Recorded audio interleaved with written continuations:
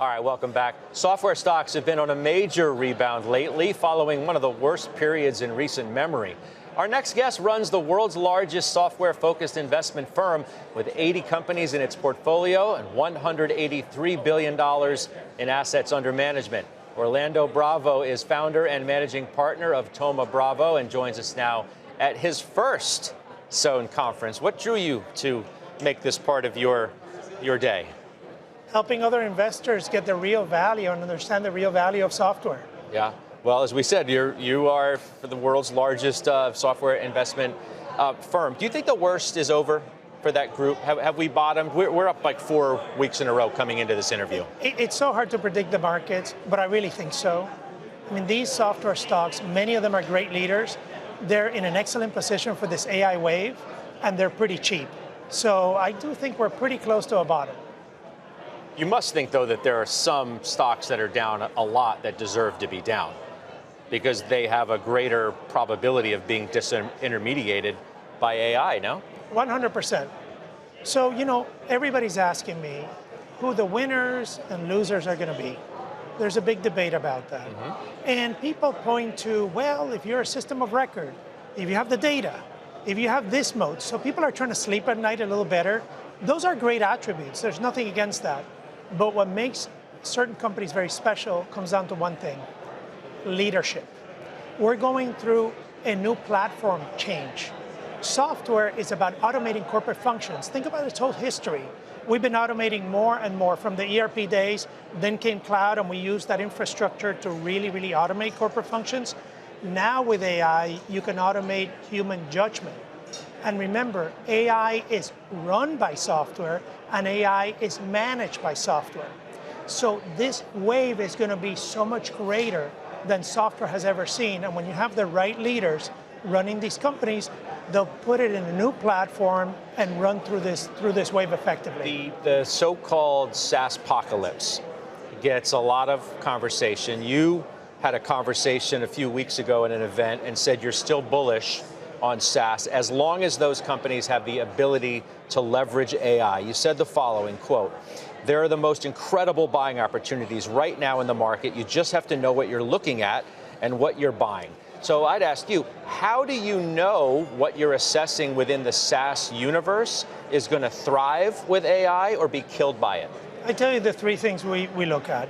And the first two, we've done it for 25 years. That's how we got into the industry during the dot-com bubble burst, when it was really scary, by the way. The first one is domain expertise, deep domain expertise. We don't look for companies that are all about their product or their technology. That's an important point in time for these companies. But if you really know a domain very, very well, you have a big competitive advantage about how things get done in that area. The second thing, and I mentioned that, is leadership. Do you have a domain leader, a CEO who has spent 25, 30 years in that industry, knowing how to automate customer problems and knowing how to work in that ecosystem? And now the third one is you need to see that company and that leadership team moving to this new platform. You need to see a percentage of bookings being agentic. You need to see a level of innovation like you've never seen before. I'm wondering, of the 80 portfolio companies that you have, some of which you've owned for a while before we were talking about AI every minute of every day, whether you've had to rethink some of the companies within your own portfolio because they may be disintermediated in a way that you wouldn't have thought of 4 or 5 years ago. You know what I call it? So we've had to rethink everything. We are in an environment that I call hyper competition. Now, software has always been extremely competitive, and we like competition. I think investors during the SaaS times got a little bit confused that software with recurring revenue was easy. You could underwrite that over a long period of time. Yeah, set it and forget it almost. Platforms change, you need to sell the new deal, you need to provide value to the customer. And there were some periods of time that have been easier for software.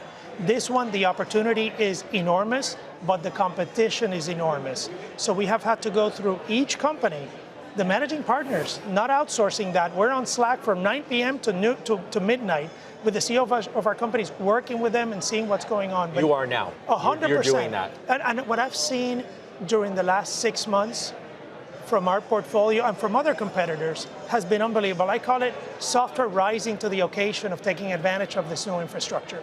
Did we think that moats existed for businesses that no longer may exist? I mean, at some point, moats can be breached. and then the castle can be invaded. And I feel like we're at one of those moments where we saw and thought that businesses had moats around them, but in fact may not have been as strong or as deep, so to speak, as we once thought. Look, we own the whole company. So we deal with their problems every day. If your heads of sale quits, if you miss a product cycle, if a product is late, if you're having customer care issues in your company, moats were always overstated actually for this business. You have to always be producing the best product and taking care of that customer in an excellent way because the expectations from these customers are so high. The ROI expectations from buying software to automate and now AI software to automate are so unbelievably high that you have to put it all out there. And if you take your eye off the ball, you'll suffer. Are you out there aggressively looking for software companies that you think are a great bargain that have been absolutely destroyed, and you are picking through things and saying that's a great opportunity for us? Big time. If you look at the time that I spend on my partners, it's moving our companies to become AI-centric. And in the last 6 months, I think we're like 30 to 40% there. That's how quickly this is moving. I've never seen this rate of innovation, once again, from our portfolio, but also from our competitors. I think they're also doing a great job. Mm-hmm. The second one is looking to buy some great assets with great management. Just nobody right now at these prices is really willing to sell or entertain it. When you talk about your competitors, you talking about like the Vista Equity groups, for example? I'm talking about the competitors of our software companies. Of your software companies. Because, I mean, the way that Robert Smith has talked about it, obviously in the same business and a very well thought of and smart software investor too, is the ability to agentify the businesses that they have in their portfolio to, in some respects, AI-proof them to make sure that they are the kinds of companies that will be able to grow into the future rather than be killed by it. The way we think about it is, our companies are in the business of automating the tasks of a corporation. We could have companies that run the entire corporation in a vertical, a company that runs a function like Dayforce in HR and payroll, or a company that runs a process like Anaplan in planning. We own the number one player in many of these spaces.